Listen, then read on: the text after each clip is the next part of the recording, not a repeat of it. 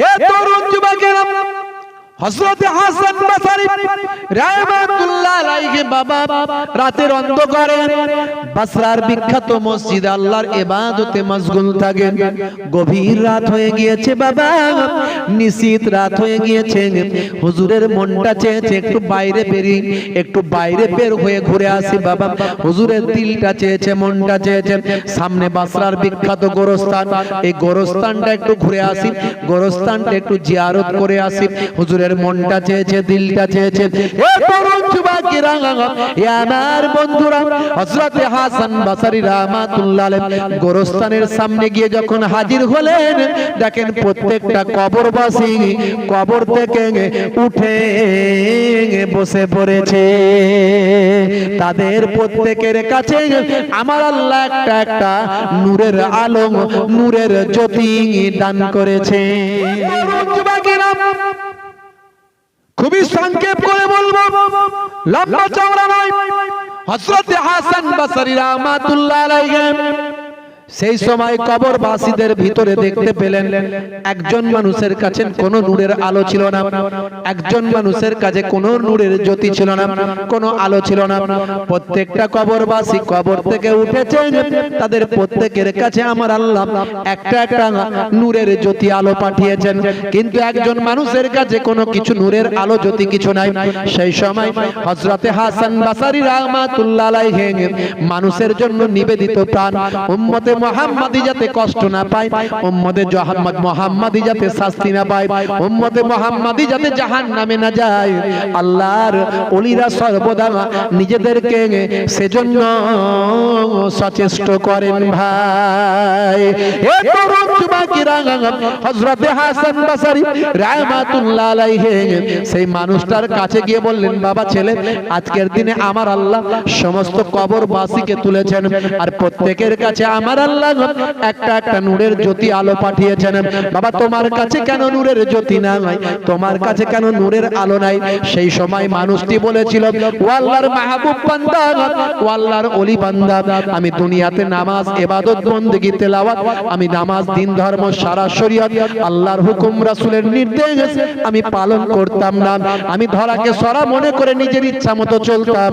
আমার আল্লাহ নারাজ হয়ে গিয়ে আমার কবরটাকে আযাবের কবর বানিয়ে দিয়েছে। মুসলমানের ছেলে আছে না নাই? মুয়াজ্জিন আজান দেয়, হাইয়া আলাস সালাহ, এরা বলে এই পল্টু চ ক্যারাম খেলতে পালা। মুয়াজ্জিন আজান দেয়, হাইয়া আলাস সালাহ, মুসলমানের ছেলে বলে চল পল্টু ফ্রি ফায়ার খেলতে পালা। আছে না নাই? এরা নামাজ কালাম ছেড়ে দিয়েছে ভাই, রাসূলের সুন্নত এরা ছেড়ে দিয়ে শাহরুখ খানের ভক্ত হয়। আছে না নাই? স্কিন টাইট গেঞ্জি আর স্কিন টাইট প্যান্ট, জিন্সের প্যান্ট তিন জায়গায় ছেঁড়া। কি রে ভাই? বলছে সলেমান খানের স্টাইল তাই। কানে পড়েছে দুল, নাকে পড়েছে ফুল, বলছে তোরা যা করছিস সব বেটা ভুল। বন্ধুরা আমার, তরুণ যুবকেরা আমার, হে তরুণ যুবকেরা, মুসলমানের ছেলে নামাজ ছেড়ে দিয়েছে, রাসূলের সুন্নাত ভুলে গিয়েছে, 5 ওয়াক্ত নামাজ ছেড়ে দিয়ে অন্যান্য কাজেতে ব্যস্ত হয়ে পড়েছে। হে তরুণ যুবকেরা, হে আমার বন্ধুরা, শুনে রেখে দেন, নামাজ ছেড়ে দিলে চলবে না বাবা। নামাজ হলো সমস্ত ইবাদতের আসল, সবচেয়ে বড় ইবাদত হলো নামাজ। সে নামাজ ভুলে গেলে চলবে না। হে জওয়ান যুবকেরা, শুনে রেখে দেন, মুসলমানের ছেলে দিন ধর্ম ভুলে আল্লাহর মাহবুব বান্দাদের রাস্তা ছেড়ে দিয়ে নায়ক আর গায়কের ভক্ত হয়ে গেছে। বাবারে আমার, তরুণ যুবকেরা আমার, আজ থেকে প্রতিজ্ঞা করে নেন, আল্লাহর ওলিদের দেখানো পথে আমরা ইবাদত বندگی করব, আর নামাজটা ছেড়ে দেব না। 5 ওয়াক্ত নামাজটা আমরা মসজিদে জামাতে গিয়ে আদায় করব। আমার আল্লাহ কোরআন মাজিদে জানিয়ে দেন, ওয়াকিমুস সালাত ওয়া আতুজ যাকাত ওয়া আরকাউ মা'আর রাকিন, তোমরা নামাজটা আদায় করো, নামাজটা বাবা কায়েম করো, যাকাতটা প্রদান করো, আর রুকুকারীদের সঙ্গে রুকুটা অর্থাৎ জামাতে নামাজটা পড়ো। নামাজকে তোমরা কখনো বলবে না হে নামাজ কাজ আছে, বরং কাজকে বলো হে কাজ আমার সামান্য সময় দাও, আমার নামাজ আছে। আমার দাদাজান পীরনগর হুজুর পীর কেবলা বলতেন, বাবা দিনে রাতে 5 বার নামাজ পড়তে হয়, 12 মিনিট করে সময় দিলে 5 বারম 60, 1 ঘন্টায় 5 ওয়াক্তের নামাজ হয়। আর বাকি থাকে কত ঘন্টা? 23 ঘন্টা। তা আমি তোমাকে এটুকু বলবো, যদি তুমি 1 ঘন্টা নামাজে দাও, আমার বিশ্বাস আমার আল্লাহ তোমার 23 ঘন্টা কমপ্লিট করবেন, 23 ঘন্টা সাকসেসফুল করে দেবেন। তা নামাজ ছেড়ে দিও না বাবা। যুবকেরা 7 বছর বয়স থেকে নামাজ পড়া ফরজ হয়ে যায়। এখন মুসলমানের ছেলেরা বলে বুড়ো হয়ে নামাজ পড়বো। এই করতে থেকে নামাজ আর পড়তে হলো না, পটল গাছের তলায় চলে গেল। তাই কোনোভাবে নামাজ ছেড়ে দিও না বাবারা, বাপেরা আমার। যুবকেরা আজ থেকে ওয়াদা করো নামাজ ছাড়বে না। নামাজের ওয়াক্ত হবে যখনই মসজিদে চলে যাও তুমি তখনই। নামাজের ওয়াক্ত হবে যখনই মসজিদে চলে যাও তুমি তখনই। ছাড়ো এবার ছাড়ো ছাড়ো, এবার ছাড়ো এবার ছাড়ো এই কাজ তোমারই। নামাজের ওয়াক্ত হবে যখনই মসজিদে চলে যাও তুমি তখনই। তোমার বাঁচার তোমার মরণ লেখেন মোর প্রভু আমারি। নামাজের ওয়াক্ত হবে যখনই মসজিদে চলে যাও তুমি তখনই। বলুন না ইনশাআল্লাহ, বলেন ইনশাআল্লাহ। ফজরের সময় ঘুমিয়ে থাকি, জোহরে কি দেব কাজে ফাঁকি। রাখো এসব রাখো রাখো এসব রাখো এসব রাখো কথা তোমারই। আসর আর মাগরিব হেলা করি, দোকানার আড্ডায় সময়টা দি। মরলে তোমাকে যেতে হবে মাটির নিচে ঘর তোমারই। নামাজের ওয়াক্ত হবে যখনই মসজিদে চলে যাও তুমি তখনই। জোরে হবে না? এশার সময় ঘুমিয়ে পড়ি, শরীরটা ক্লান্ত মেলিয়ে দি। না না এসব বলো না, এসব বলো না, এসব বলো না বান্দা তুমি।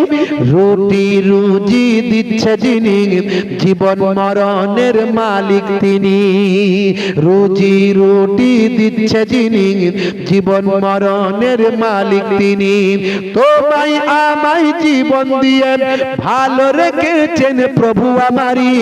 নামাজের ওয়াক্ত হবে যখনই মসজিদে চলে যাও তুমি তখনই। জোরে হবে না? রুজি রুটি দেওয়ার মালিক কে? জোরে বলেন কে? রুজি রুটি দেওয়ার মালিক আল্লাহ। তাহলে আপনি ভাবছেন যে আমার নামাজ পড়তে গেলে আমার কাজের গন্ডগোল হয়ে যাবে, কাজ আমার প্রবলেম হয়ে যাবে, কিন্তু কাজের রুজি রুটি দেওয়ার মালিক তো আল্লাহ। আপনি কারবারটা করেছেন, কিন্তু কারবারটা সাকসেসফুল করার মালিক হলেন আল্লাহ। কারবারে বরকত দেওয়ার মালিক আল্লাহ, খদ্দেরকে কারবারে আনানোর মালিক হলেন আল্লাহ। ভাইরা আমার, তরুণ যুবকেরা আমার, আজ থেকে সেই নামাজ ছেড়ে দেবেন না। বাপজি আমার, কবরবাসী কি বললো? এই কষ্ট হচ্ছে আপনাদের? জোরে বলেন কষ্ট হচ্ছে? শেষ করে দেবো? ঠান্ডা লাগছে মনে হচ্ছে? খুব সংক্ষেপে ছোট্ট করে ইনশাআল্লাহ, একটা থেকে একটা 15-20 মধ্যে শেষ ইনশাআল্লাহ। এমন সময় হযরত হাসান বসরি বললেন, বাবা কি করেছো? আল্লাহকে ডাকুনি বাবা। আচ্ছা তোমার কি কোনো সন্তান আছে? তোমার কি কোনো আওলাদ আছে? হাদিস পাকের মধ্যে আল্লাহর নবী 7টা কথা বলেছেন বাবা, যে 7টা কাজ হলো সাদকায়ে জারিয়া। সাবউন তাজরি লিল আবদি বাদা মাউতি ওয়া হুয়া ফি কবরিহি, মান আল্লামা ইলমান আও কাসারা নাহরান আও হাফারা বিরান আও গারাসা নাখলান আও বানা মসজিদান আও ওয়ারাসা মাসহাফান আও তারাকা ওয়ালাদান ইস্তাগফির লাহু বাদা মাউতিহি। এর মধ্যে 7 নাম্বার হলো বান্দা যদি আও তারাকা ওয়ালাদান একটা সন্তানকে দুনিয়াতে রেখে আসে, যে সন্তানটা বাপের মারা যাওয়ার পর জুম্মার দিনে জুম্মার নামাজটা পড়ে, জুম্মার ফরজ নামাজ, সুন্নত নামাজ, নফল নামাজগুলো পড়ে, 22 রাকাত নামাজগুলো কমপ্লিট করে বাপের কবরের ধারে গিয়ে, মায়ের কবরের ধারে গিয়ে আল্লাহর দরবারে সূরা ফাতিহা, সূরা ইখলাস, দরুদ শরীফ পড়ে দোয়া চায়, এই রকম সন্তানকে আমার আল্লাহ নেক সন্তান বলে কবুল করেন। রাসূল বলেন এই রকম নেক সন্তানের ওসিলায় আমার আল্লাহ বাপ মায়ের কবরে সাদকায়ে জারিয়ার সব পৌঁছে দেয়। হে তরুণ যুবকেরা, ওই ব্যক্তির সন্তান আছে একজন, কিন্তু বাপ কা বেটা সিপাহি কা ঘোড়া। সন্তানের অ্যাড্রেস নিলেন, সন্তানের কাছে সকালবেলা হাসান বসরি রাহমাতুল্লাহ আলাইহি গেলেন, গিয়ে তাকে হেদায়েত করলেন, দ্বীনের কথা বললেন। ভাই আমার সবকিছু হেদায়েত করে পিতার অবস্থার কথা শোনালেন, হেদায়েত করে তাকে বায়াত করে দিলেন। বাবা ওই সন্তানকে বললেন, বাবা তুমি নামাজ পড়ো, ইবাদত বন্দেগী করো, বাপের জন্য মাগফিরাত কামনা করো, দোয়া করো। সন্তান বললেন, হুজুর আপনি আল্লাহর দরবারে আমার পিতার জন্য একটু মাগফিরাত করবেন, আর কিছু সম্পদ, কিছু অর্থ আপনার হাতে দিচ্ছি, যেখানে যেখানে দান করলে আমার বাপের রুহে মাগফিরাত পৌঁছাবে সেখানে দান করবেন। হে তরুণ যুবকেরা, কয়েকদিন কেটে গেল, এইভাবে চলতে লাগলো। বেশ কিছুদিন যাবার পর হযরতে হাসান বসরি আবার বসরার বিখ্যাত মসজিদে আল্লাহর ইবাদতে মাশগুল আছেন। আবার গভীর রাত্রিতে হুজুরের মনটা চেয়েছে একটু বাইরে বের হয়, আবার বাইরে বের হয়ে বসরার বিখ্যাত গোরস্থানের দিকে যখন গেলেন, হুজুরের চেহারাটা আবার গোরস্থানের দিকে গেল। গোরস্থানের ভিতরে যখন আবার ঢুকলেন, আমার আল্লাহর কুদরতি ক্ষমতায় হুজুরকে আমার আল্লাহ দেখিয়ে দিলেন প্রত্যেকটা কবরবাসী কবর থেকে উঠে বসেছে, তাদের প্রত্যেকের কাছে আমার আল্লাহ নূরের আলো, নূরের জ্যোতি পৌঁছে দিয়েছে। কিন্তু তাদের মাঝখানে একজন মানুষের কাছে সবচেয়ে বড়, সবচেয়ে জোরালো নূরের আলো লাইট আমার আল্লাহ দিয়েছে। সবচেয়ে বড় জোরালো লাইট দিয়েছেন। হাসান বসরি রাহমাতুল্লাহ তার দিকে গিয়ে বলেন, বাবা চেনা চেনা লাগছে, তুমি কি সেই দিনের সেই মানুষটা? বলে হুজুর আমি সেই মানুষটা। বলে কি করে, কি ব্যাপার? তুমি তো নামাজ কালাম কিছু করনি, তোমার কাছে চেহারাটা মলিন ছিল, কোনো নূরের আলো ছিল না, আযাবে কবর ছিল, ব্যাপারটা কি হলো? বলে হুজুর আপনি আমার সন্তানকে হেদায়েত করলেন, সন্তান আল্লাহ ওয়ালা হলো, সে আমার জন্য মাগফিরাত করতে লাগলো, আপনি করতে লাগলেন, দান করতে লাগলেন, আমার সন্তানের সাদকায়ে জারিয়ার ওসিলায় আমার সন্তান হেদায়েত হয়েছে বলে আল্লাহ আমার উপর রাজি হয়ে গিয়ে আমাকে সবচেয়ে বড় ইজ্জত দিয়েছেন, সবচেয়ে বড় নূরের জ্যোতি বানিয়ে দিয়েছেন আমার কবরে। জোরে হবে না? আজ থেকে প্রতিজ্ঞা করুন, আজ থেকে ওয়াদা করুন, বাপ মায়ের জন্য আমরা ইস্তেগফার করব, তাদের জন্য আমরা নামাজ পড়ে দোয়া চাইব। হে তরুণ যুবকেরা, আল্লাহর ওলিরা মানুষকে হেদায়েতের জন্য অস্থির হয়ে থাকেন, কোন উম্মত যাতে জাহান্নামে না যায় সব সময় চেষ্টা করেন। হযরতে হাসান বসরি রাহমাতুল্লাহ আলাইহি খবর পেলেন, বাবা সেই এলাকার হযরতে হাসান বসরি রাহমাতুল্লাহ আলাইহির প্রতিবেশী এলাকার একজন বিখ্যাত মাজুসি ছিল, অগ্নি পূজক, নাম হলো তার সামাউন। সে সামাউনের মৃত্যুর সময় এসে হাজির হয়েছে, সামাউন মারা যাবে। হে তরুণ যুবকেরা, হযরতে হাসান বসরি রাহমাতুল্লাহ আলাইহি বাবা সেই সময় চিন্তা করলেন, সামাউন লোকটা কিন্তু ভালো, কিন্তু সে আমার আল্লাহকে মানে না, সে একজন অগ্নি পূজক, আগুনকে খোদা বলে মানে, আগুনের কাছে যা কিছু চাওয়া, আগুনের কাছে যা কিছু বলা সব আগুনের কাছেই সে চায়, সে আগুনকে খোদা বলে মানে। তার কারণ হলো আগুনের মধ্যে আছে বিরাট শক্তি, যা কিছু দেওয়া হয় আগুন সব কিছু জ্বালিয়ে দেয়। এই জন্য সে আগুনের কাছে নিজেকে খোদা বলে মানে, আগুনের কাছে যা কিছু চাওয়ার আগুনের কাছে সিজদা করে, আগুনকে প্রভু বলে মানে। কিন্তু তার মওতের সময় হয়ে গেছে। সামাউন ছিল প্রবীণ মানুষ, অনেক বয়স হয়েছিল, সারাটা জীবন আগুনের পূজা করেছে, আগুনেকে সিজদা করেছে। হাসান বাসারি রাহমাতুল্লাহ আলাইহে লোক হিসাবে তাকে ভালোবাসতেন, তাই মনে হলো আরে যদি মওতের আগে অন্তত সামাউনটা বুঝতো, যদি কলেমাটা পড়ে নিত, এই চিন্তা করে হযরতে হাসান বাসারি রাহমাতুল্লাহ আলাইহে সামাউনের মৃত্যুর খবর পেয়ে, জাকামদানির খবর পেয়ে, সামাউনের শরীর বাড়াবাড়ি অসুস্থতার খবর পেয়ে হযরতে হাসান বাসারি রাহমাতুল্লাহ আলাইহে সামাউনের বাড়িতে চলে গেলেন। দেখছেন আল্লাহর ওলিদের কি টার্গেট। কেন আমরা ওলি আল্লাহদের পথে চলবো? ওলি আল্লাহদের দেখানো ইসলাম মেনে চলবো। এখন অনেক রকমের ইসলাম বেরিয়েছে বাবা। মোবাইল শুনলে মোবাইলে এমন এমন শায়েখ বেরিয়েছে, এমন এমন বক্তা বেরিয়েছে, এমন এমন বাবা বক্তা বেরিয়েছে, কোরআন শরীফ পড়তে পারে না, হাদিস শরীফ পড়তে পারে না, সে নিজেই বলে দিচ্ছে আমি কোনোদিন মাদ্রাসায় পড়িনি, আমি জেনারেল শিক্ষিত মানুষ, কিন্তু এখন শায়েখ হয়ে বসে আছে, ঘন ঘন ফতোয়া মারছে। তো এই রকম যদি হয় বাবা, ট্রেনিং প্রাপ্ত যদি ডাক্তার না হয়, যদি এমএস ডিগ্রি না থাকে, সার্জনের ডিগ্রি না থাকলে যদি অপারেশন করে রোগী বাঁচবে? সে সার্জন নয়, নরমাল ডাক্তার যদি রোগী অপারেশন করে রোগী বাঁচবে? তো এদের তো তাই অবস্থা, এরা না মাদ্রাসায় পড়েছে, না এরা দ্বীনের ইলম শিখেছে, না বড় জ্ঞান অর্জন করেছে, না তাফসীর কোরআন হাদিসের বিজ্ঞ হয়েছে, ঘন ঘন ফতোয়া দিচ্ছে, বড় বড় ডায়লগ দিচ্ছে। আর সাধারণ মূর্খ সূর্খ সাধারণ ছেলেগুলো যারা কোরআনের জ্ঞান নাই, হাদিসের জ্ঞান নাই, বাংলা শিক্ষিত ছেলেগুলো, ও শায়েখ যা দিচ্ছে না, দেখেছিস শায়েখের বক্তব্য?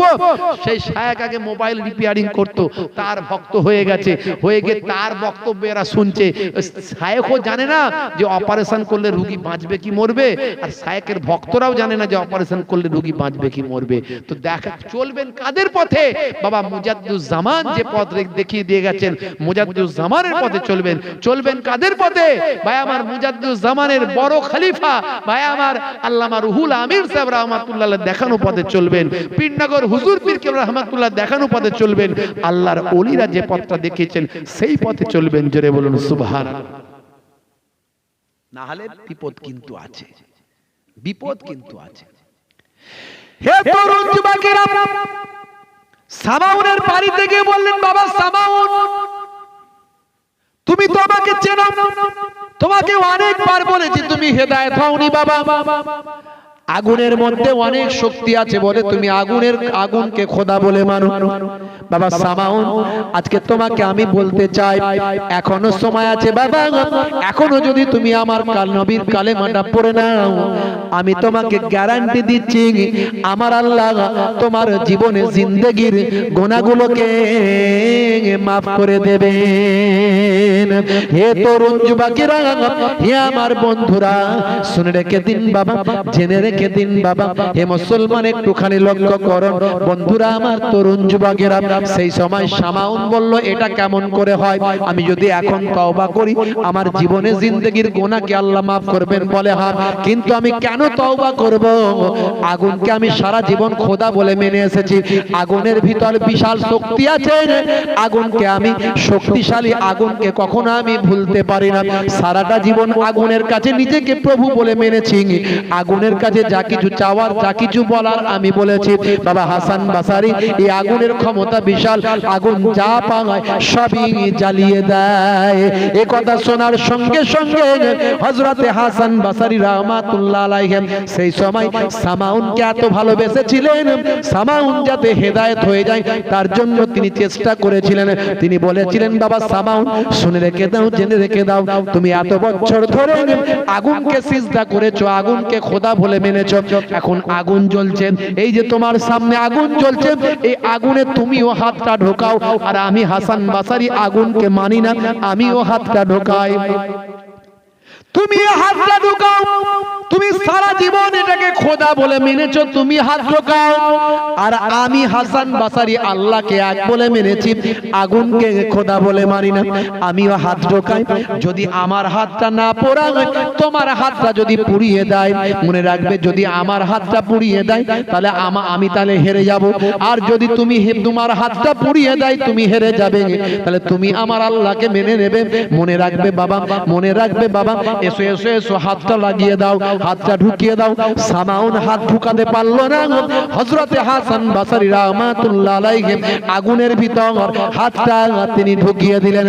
কয়েক মুহূর্ত কিছুক্ষণ রেখে আবার হাতটা যখন বের করলেন, হযরতে বাবা হাসান বসরি রাহমাতুল্লাহ আলাইহির একটা চুল একটা লোম পর্যন্ত আল্লাহর হুকুমে পড়ল না।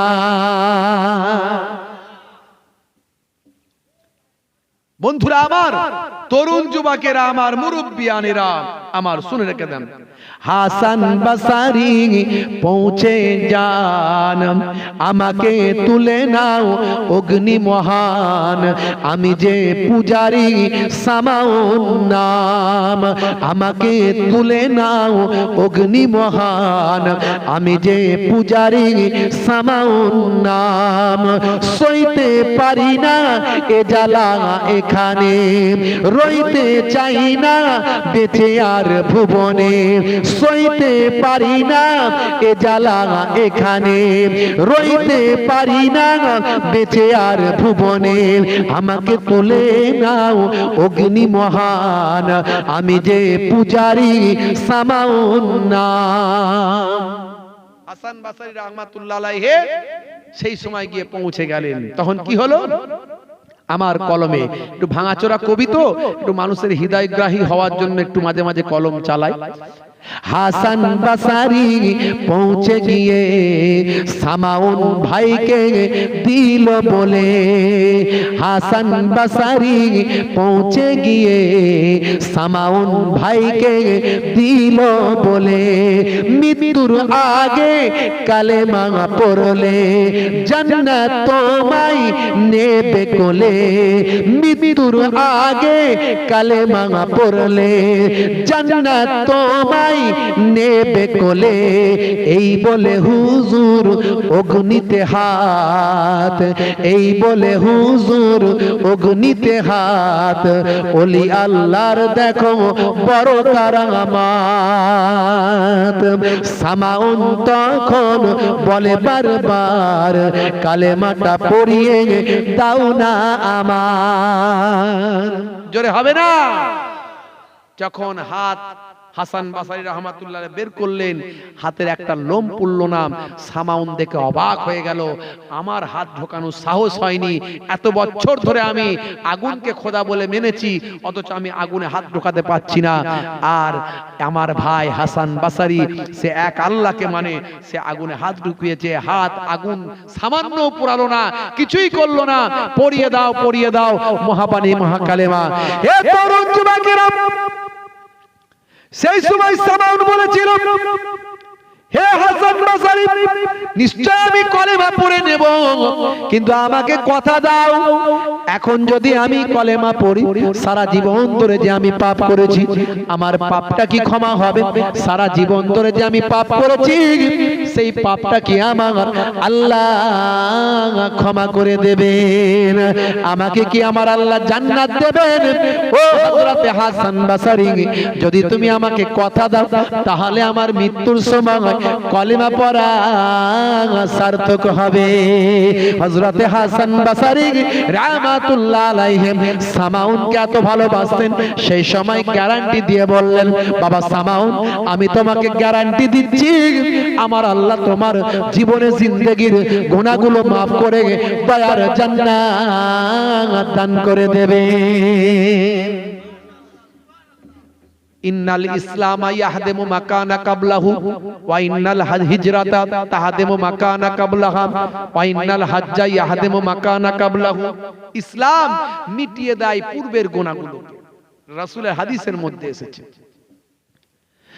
ভাইরা আমার, তরুণ যুবকেরা আমার, এমন সময় সামাউন বলেছিল, ও হযরত হাসান বসরি রাহমাতুল্লাহ আলাইহি, আল্লাহর ওলি, আপনি আমাকে একটা লিখিত কাগজ করে দেন, লিখিত একটা দলিল করে দেন, যাতে আমি সেই লিখিত দলিলটা নিয়ে কবরে ঢুকতে পারি। কারণ যেদিন প্রয়োজন হবে সেদিন আমি দেখাতে পারবো হাসান বাসারি আমাকে একটা লিখিত কাগজ দিয়েছেন, আমি মৃত্যুর আগে কালেমা পড়ে ঈমান কবুল করেছি, আমি কেন জান্নাত পাবো না?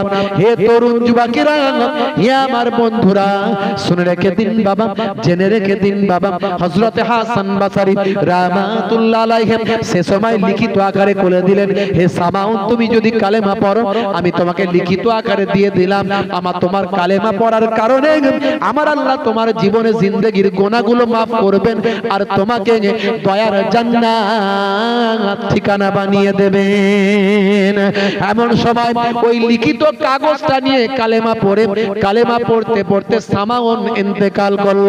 হে তরুণ যুবকেরা, হে আমার মুরব্বিয়ানেরা, ওই কবর লিখিত কাগজখানা নিয়ে ভাই আমার মারা গেল।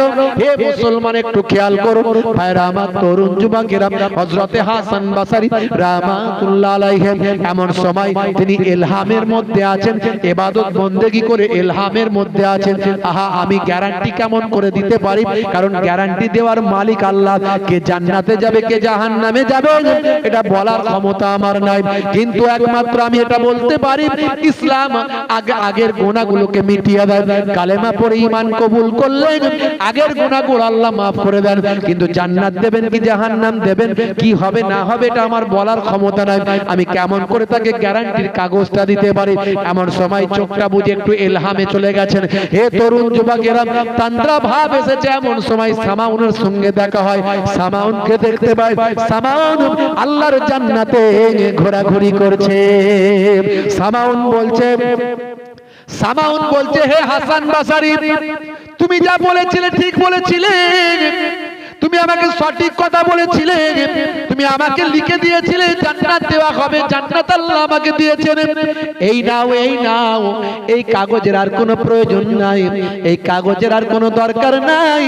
এই বলে হযরতে হাসান বাসারি রাহমাতুল্লাহ আলাইহি হুজুরের হাতে কাগজটা সামাউন দিয়ে দিলেন। সামাউন কাগজটা হযরতে হাসান বাসারি হুজুরের হাতে দিলেন।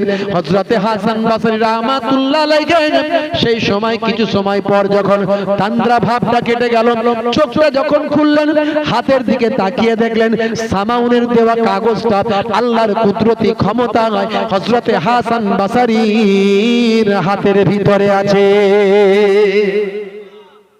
বন্ধুরা আমার, তরুণ যুবকেরা আমার, আল্লাহর ওলিদের আল্লাহ কি দান করেছেন নিয়ামত, তারা মানুষকে হেদায়েতের জন্য কত তাকলিফ করেছেন, কষ্ট করেছেন। আজকে আমাদের চলতে হবে ওলি আউলিয়াদের পথে, ওলি আউলিয়াদের দেখানো পথে চলতে হবে, আল্লাহর মাহবুব বান্দাদের দেখানো পথে চলতে হবে, তবে কিন্তু ঈমান বাঁচবে, না হলে বরবাদ হতে হবে। বাবা, এই মোবাইল থেকে দিন শিখতে গেলে বিপদ আছে। দিন শিখতে হবে আলেম ওলামাদের কাছে, যারা দীর্ঘদিন ধরে কোরআন হাদিস নিয়ে গবেষণা করেছে, হাক্কানি আল্লাহর ওলিদের কাছে। আমি আলেম ওলামাদের দুটো কোয়ালিটির কথা বলেছি, যারা হকপন্থী আলেম, যাদের মুখটাও যেরকম অন্তরটাও সেরকম, মুখটাও আল্লাহ এবং রাসূলের পথে আছে, অন্তরটাও আল্লাহ এবং রাসূলের পথে আছে, যাদের চাল চলন কাজকর্ম কথাবার্তা ব্যবহার আচার ওঠা বসা, যাদের চিন্তা চেতনা এই সব কিছু আল্লাহ এবং রাসূলের সঙ্গে মিলে যায়, তাদের সঙ্গে থেকে, তাদের সোহবতে থেকে, তাদের কাছ থেকে দিন শিখতে হবে। আল্লাহ রাব্বুল আলামিন আমাদের প্রত্যেককে দিনদার মুত্তাকি নামাজি পরেজগার খোদাভীরু বানিয়ে দেন। প্রত্যেকে বলেন আল্লাহুম্মা আমিন। যাই হোক বাবাজি আমার, আর আলোচনা দীর্ঘায়িত করব না, একটা বেজে গেছে।